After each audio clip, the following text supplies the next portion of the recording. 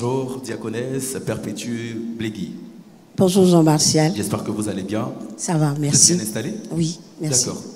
Également avec vous, on a un récit, un témoignage particulier assez puissant que le Seigneur a manifesté dans votre vie. Déjà, comment est-ce qu'on vous présente à l'endroit des téléspectateurs? D'accord. Merci Jean-Martial. Je aimerais dire bonjour à papa. Bonjour maman. Bonjour peuple de Dieu. Je me présente, je suis la diaconesse Blégui Vauquois Perpétue.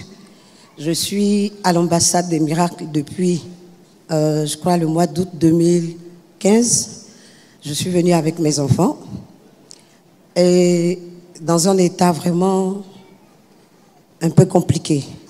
Parce que à cette période-là, je traversais des moments extrêmement difficiles. Je me suis mariée. 3 ans après, mon mari est parti. Et c'est dans cette période-là, pendant que j'étais en train de me poser la question de savoir pourquoi il était parti jusqu'aux États-Unis sans rien me dire, c'est en ce moment-là que j'ai connu le ministère de papa. Et bon, on a commencé. Et jusqu'aujourd'hui, nous sommes là. Mais ce qui m'emmène ici aujourd'hui, c'est j'ai eu envie de dire merci à Dieu pour la vie de papa. Parce que s'il n'avait pas accepté le message de la délivrance, je ne sais pas ce que serait devenu ma vie. Parce que moi, je viens de très loin. Je viens d'une famille où la prospérité n'existe pas. Je viens d'une famille où le mariage n'existe pas. Où on ne peut pas prétendre avoir quelque chose de luxueux. Parce que toute ma famille s'était mise, sans le savoir, peut-être sous embargo. Je m'explique. Ma mère est issue d'une famille de 6 enfants. Et elle, sa mère, qui était à l'époque la femme de mon grand-père, l'une des dernières femmes de mon grand-père, subissait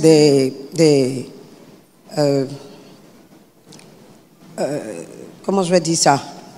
Qui avait son beau-fils, le frère aîné de ma mère, qui n'est pas son fils, qui aimait prendre les plus jeunes femmes de son père. Okay.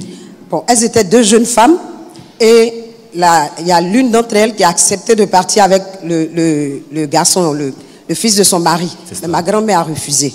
Elle a dit qu'il n'était pas question qu'elle parte avec le fils de son mari alors que son mari est encore vivant. Il n'a pas apprécié. Et un matin, il paraît qu'il s'est levé. Il a demandé à la dame, si elle ne veut pas l'accepter, il faut qu'elle l'accompagne au champ. Et sur la route du champ, il paraît qu'ils ont un arbre qu'ils ont l'habitude d'adorer, dont elle ne savait pas la conséquence. Arrivé sous cet arbre, il dit à ma grand-mère de se maudire en fait, de dire que si elle ne veut pas de lui et qu'elle quitte le foyer, si elle revient, que la mort s'attache à elle. Wow. Et elle a fait, parce qu'elle était sûre de ne pas vouloir de lui. Elle a accepté de prononcer ces paroles-là. Et puis, effectivement, elle a quitté le foyer.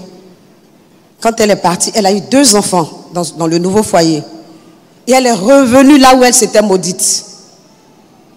Je vous assure, Jean-Martial, ça n'a pas loupé. Les 2 enfants qu'elle a eus à l'extérieur sont morts. Elle-même, elle est morte. Ma grand-mère est morte à 26 ans. Wow. Oui, elle est morte à l'âge de 26 ans. Et ma mère était toute jeune avec ses 4 frères qui sont restés. Et cette malédiction-là s'est attachée à la vie de ma mère et de ses sœurs qui, avant de mourir, perdaient 2 enfants. Leur mère a perdu 2 enfants avant de mourir. Ses sœurs sont mortes en perdant chacune 2 enfants. Ma mère est morte en perdant 2 enfants. Elle ne s'est jamais mariée. La malédiction a oui, couru depuis votre oui. Mais si papa n'avait pas accepté le mandat de la délivrance, on n'aurait jamais su que c'est ça qu'on appelle un embargo. On allait penser que c'était normal. Parce que mes tantes même ont commencé à dire que c'est normal. Dans notre famille, avant de mourir, on perd 2 enfants. C'était devenu normal. Vous comprenez? Et ma mère ne s'est jamais mariée. Ses sœurs non plus. Même son frère qui était un homme, il ne s'est jamais marié. Donc ça, c'était à proscrit dans ma famille.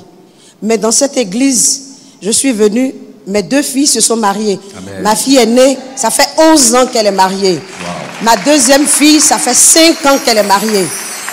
Vous comprenez? J'ai eu envie de témoigner pour encourager papa. Sinon, aujourd'hui, c'est pas ce n'est pas l'intention pour moi de venir témoigner, ça va se faire après.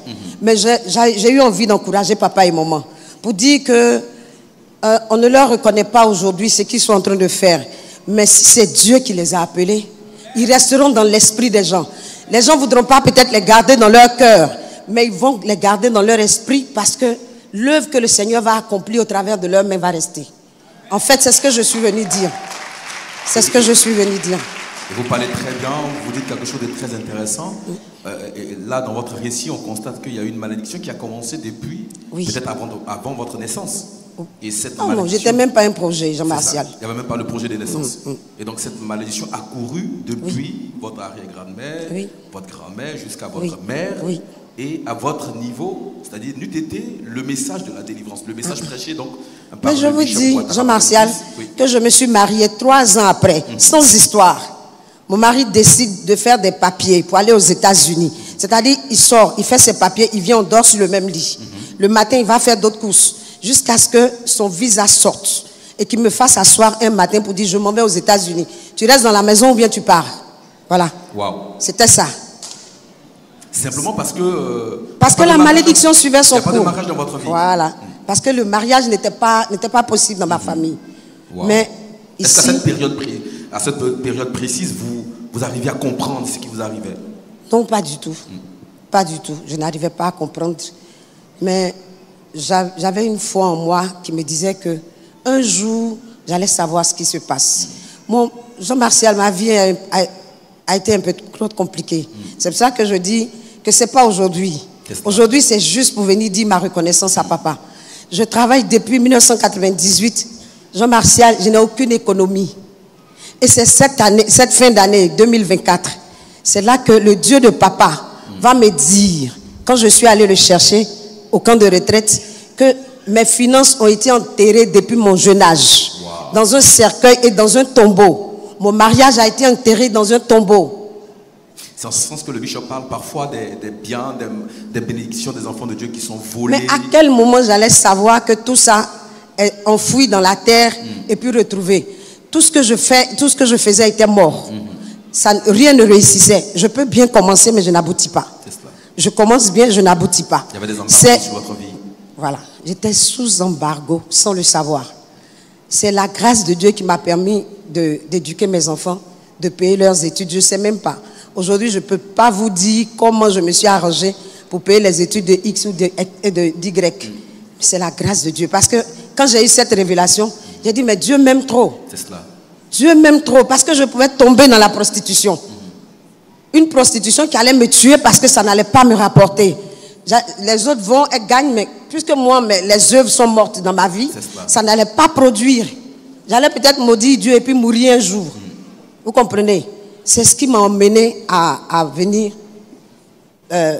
rendre grâce à Dieu pour la vie de papa. Parce que s'il n'avait pas accepté de donner sa jeunesse, parce qu'il est jeune, il pouvait être chef d'entreprise, être PDG quelque part, ça ne l'aurait pas dérangé. Personne n'allait parler de lui, on allait parler de lui en bien, comme aujourd'hui les Aliko Dangote. On allait dire c'est un riche homme. Mais aujourd'hui, parce qu'il parle d'un message qui arrache les âmes des mains des sorciers, des mains des mystiques, il est combattu. Mais un jour viendra où ceux qui ne comprennent pas comprendront. C'est cela. Et c'est ce jour-là que nous tous nous attendons. Vraiment, merci papa, merci maman, pour tout ce que vous faites. Que votre Dieu vous bénisse, qu'il étende vos limites. Ne vous arrêtez pas. Les gens sont méchants, surtout quand ils ne savent pas. Ils sont méchants, ils racontent ce qu'ils ne savent pas. Mais vous avez reçu un appel, c'est à cet appel-là que vous devez vous accrocher et le Seigneur fera. Voilà. Comme on le dit très souvent, et Jean 3,16 le dit très bien, Dieu a tant aimé le monde qu'il nous a donné son Fils Jésus, afin que qui croit en lui ne périsse point. Et Jésus, à son tour, a tellement aimé la Côte d'Ivoire qu'il a donné le bishop Ouattara, afin d'aider ces âmes-là qui, comme vous autrefois, n'arrivaient pas à comprendre. C'est un mystère de la vie, arrive finalement à sortir donc des ténèbres, des affres, des ténèbres et tout ça. Et finalement, ce que vous nous dites qui est très intéressant, c'est que à votre niveau, la malédiction s'est arrêtée puisque vos 2 enfants, c'est ça, déjà se sont mariés. Une est mariée déjà il y a 11 ans de cela et l'autre, ça fait maintenant 5 années. Waouh, est-ce qu'on peut acclamer Jésus-Christ pour la vie de son prophète, le bishop Ouattara Mohamed Idriss,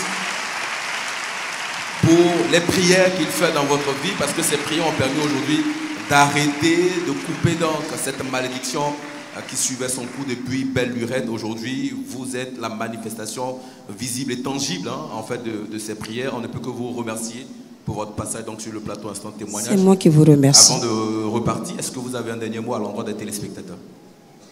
C'est juste dit que nous sommes au bon endroit. Il faut juste croire que là où nous sommes, notre Père, il est tout. Il est prophète, il est enseignant. Et tout ce qu'il nous dit de faire, qu'on suive cela. C'est en obéissant, en suivant l'instruction qu'on peut parvenir. Il y en a qui peuvent avoir les résultats assez rapidement. Mais il y en a comme nous, dont les résultats ne sont pas rapides. Mais c'est pas impossible. C'est peut-être pas rapide, mais c'est pas impossible. Aujourd'hui, moi, personne ne peut. Ce que je dis aujourd'hui là, je sais que ça étonne plusieurs personnes parce qu'on m'a toujours vu avec le sourire. On ne peut pas penser que je peux avoir des problèmes parce que quand c'est chaud, je m'appuie sur les enseignements de papa. Et c'est sur ça que nous devons nous enseigner parce que c'est ça qui peut nous faire aller loin. Ce n'est pas la peine de promener des regards inquiets. Nous sommes au bon endroit. Il suffit de nous accrocher et tout ira bien. Merci Jean-Martial. Diaconesse Blégui, merci en tout cas pour ce témoignage qui édifie quelqu'un dans cette salle. Merci d'être passé sur notre plateau. On va vous raccompagner avec cette transition.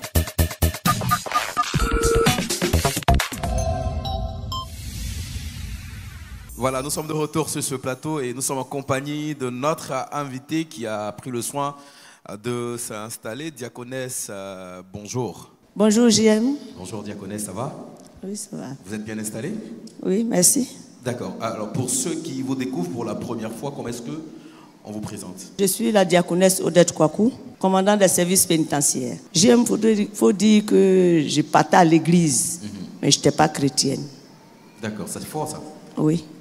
Dites-nous ce matin, quelles sont les nouvelles qui vous emmènent sur notre plateau? Ce matin, grande est ma joie de connaître cet homme de Dieu, ce grand homme de Dieu. Celui-là même qui a la Côte d'Ivoire entre ses mains. Je sais de quoi je parle, j'aime. Son ministère m'a fait du bien. A réalisé les vœux de tous mes enfants, 4 enfants. Waouh. Tout d'abord, j'ai ma première fille après le bac qui voulait aller poursuivre ses études en France. Et elle a postulé au Campus France. Elle me disait, maman, nous sommes allés postuler, mais mes camarades étaient en 2e année, elles passaient en 3e année. Et donc, ses camarades lui ont dit, non, il faut demander 3e année. Alors que quand tu es en 2e année, tu dois reprendre. Elle vient et me dit, maman, mes camarades m'ont trompé. J'ai écrit 3e année, ça là, je vais échouer. J'ai dit, non, ma fille, on a un père, il y a un hôtel. On va aller à l'hôtel pour faire des actions. Tu seras retenu. Regarde. Nous sommes venus à l'hôtel, on était encore à l'ancien temple. Aux 2 plateaux? Aux 2 plateaux. Nous sommes allés à l'hôtel, nous avons procédé, nous avons prié. On a fait l'action. C'est-à-dire que vous êtes venus là à la chaire, vous êtes venus apporter des actions de grâce à l'Éternel pour qu'il se souvienne de votre fille. Effectivement. Le résultat sort. Elle a été la seule à être retenue. Waouh! Acclamons Jésus pour ce miracle. Et ses camarades lui demandent, mais comment tu as fait? C'est cela. Elle dit, nous sommes partis à l'hôtel. Ouais. Oh, il faut nous montrer ton hôtel. Elle dit, c'est dans notre église. C'est cela. Après ça, j'ai mon fils aussi, son grand frère qui devait aller au Maroc. Le Dieu de mon père a encore fait. Ensuite, j'ai demandé au Seigneur, j'ai fait des jumeaux en fait. Mes enfants, je leur ai dit, si vous travaillez bien, je vais vous faire partir en Europe pour le reste de vos études. Les enfants ont eu le bac B sous le manteau de notre père avec mention. Wow. Parce qu'il servait ici, hein. Il servait, j'ai ma petite qui dansait ici. Elle était la plus petite ici. Elle dansait. C'est comme ça, elle a postulé. Étude de dossier, ça a marché.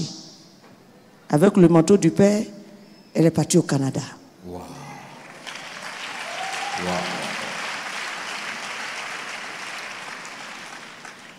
Le second, il était caméraman ici. Il ressemble à l'enfant de papa. Sa soeur lui dit, parce qu'il est beaucoup timide, sa soeur lui dit, ah, là dans la maison de papa, si tu ne travailles pas, tu ne peux pas être béni. Hein? C'est comme ça, il s'est mis à servir. Et il servait de tout son cœur. Du passage, je veux encore dire merci à papa.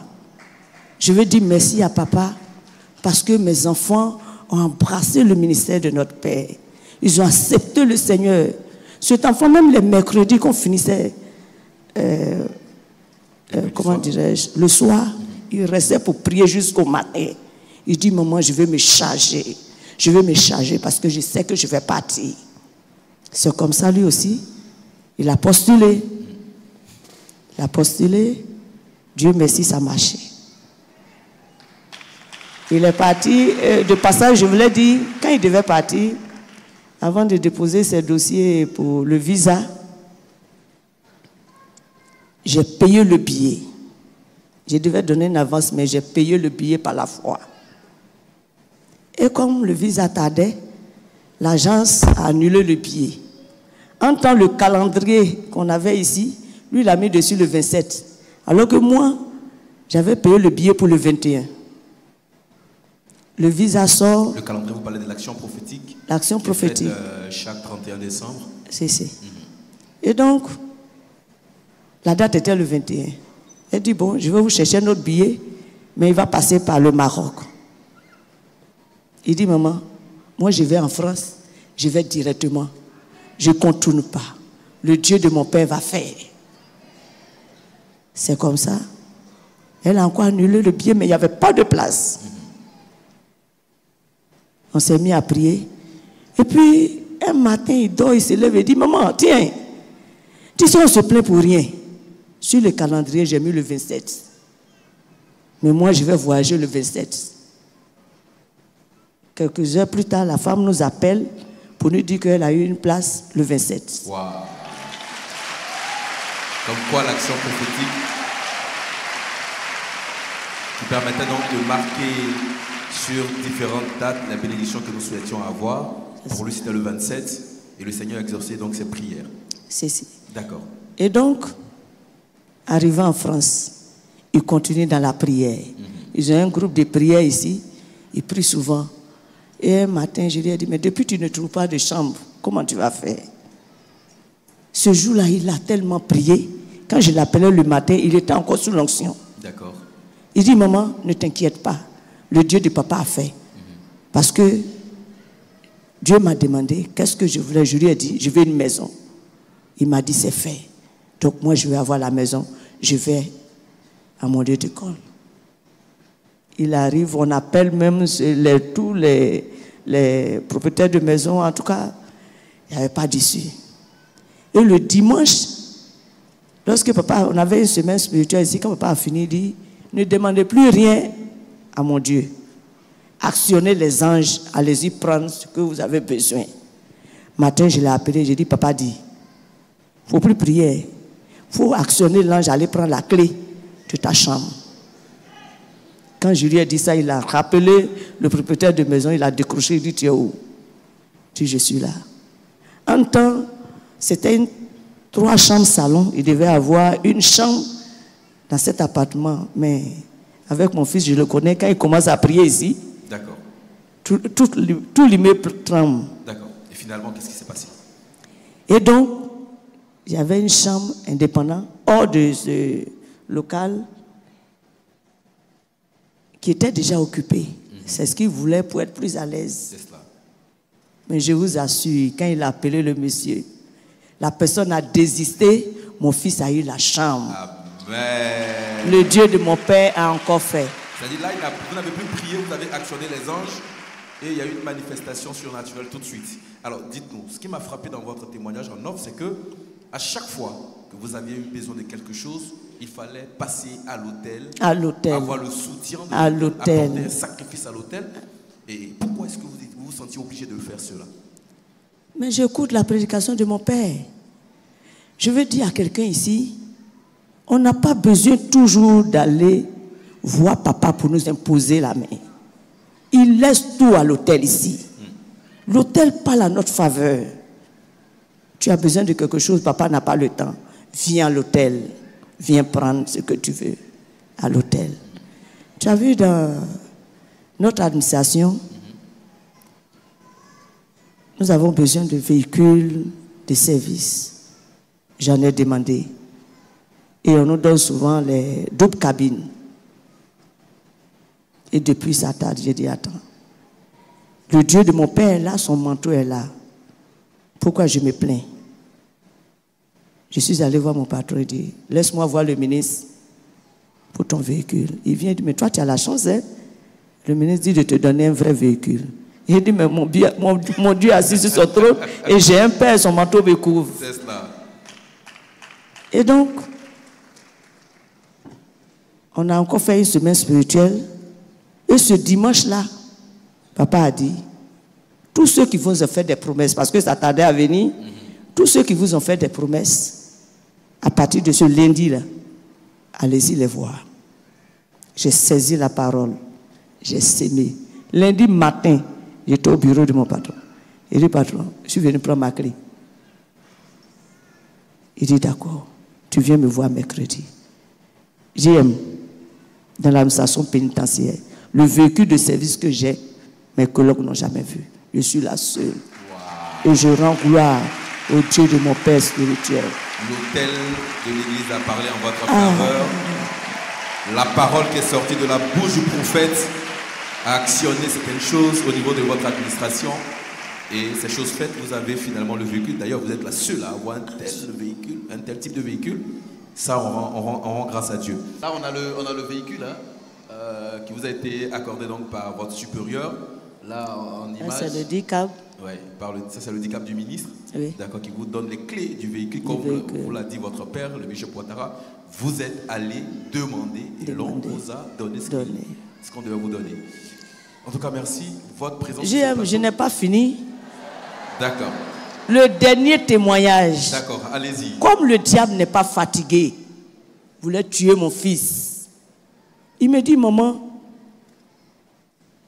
pendant les 21 jours, hein, nous sommes ici tous les jours, et tu vas me dire, toi diable, mais tu n'es rien. Je lui dis que le Dieu de mon père est sur le trône. C'est cela. Mon fils dit, il se lève, il met les écouteurs, il ne met pas de musique, hein, et puis il va sur les rails. Oui, sur les rails. Il finit pas de traverser, puis il s'arrête. Il dit, maman, je ne sais pas pourquoi j'étais arrêté. Et le train klaxonne. Les gens le regardent, lui font signe, il est arrêté. Wow.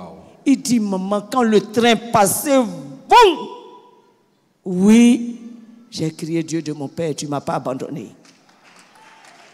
Il a entendu comme des voix qui lui demandaient d'aller... Les gens lui faisaient signe, mais il dit, il ne les voit même pas même. C'est ça. C'est quand le train passait tout juste, il dit, c'est le vent qui l'a projeté. Pour dire que, tu vois, JM, papa prend tout le temps pour organiser ces moments pour nous. C'est vrai, nous travaillons, nous sommes fatigués, mais faisons un effort. Parce que c'est à cet hôtel-là que nous avons la victoire. Amen. Lorsqu'on vient, ça peut ne pas être ton jour, mais tous les jours tu es là. Les bénédictions, tu prends un peu, un peu, un peu. Ça devient grand. C'est ça. Merci, diaconesse.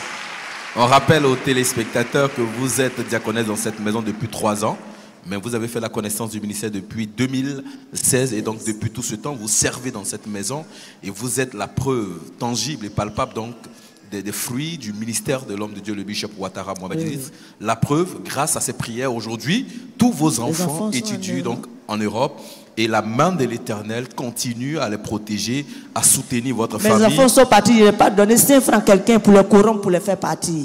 Non. C'est bon de préciser ça. Le manteau de mon père les a fait partir.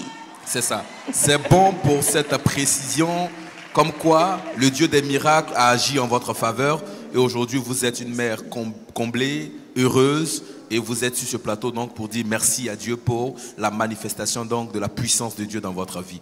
En tout cas, nous, on a pris plaisir à vous écouter. Merci. On a aimé les miracles, vos enfants. Ensuite, la voiture qui vous a été donnée. Jamais dans votre administration, on a vu pareille voiture donnée donc à quelqu'un qui travaille là où vous travaillez. Merci, et c'est ce que le Dieu des miracles est capable de faire dans votre vie. Merci. En tout cas, c'est avec vous qu'on va refermer les portes de cette émission. Mais bien avant, je voudrais inviter donc tous nos téléspectateurs, tous ceux qui ont pris plaisir à suivre cette émission. Vous avez vu, vous avez la possibilité de soutenir Miracle TV+. Cette chaîne qui vous aide donc à entendre, à écouter ces témoignages. Faites un don, apportez une offrande, faites une action pour que cette télévision aille encore plus loin afin de toucher toute la terre entière. Pour que le ministère de l'homme de Dieu, le bishop Ouattara Mohamed Idriss, soit entendu par tous les peuples et que Jésus-Christ soit glorifié. Merci en tout cas de faire un don via ces numéros que vous avez maintenant au bas de vos écrans. Et merci surtout à vous d'être restés en notre compagnie. N'oubliez surtout pas que l'information se poursuit sur MTV+, la télé qui transforme. Au revoir.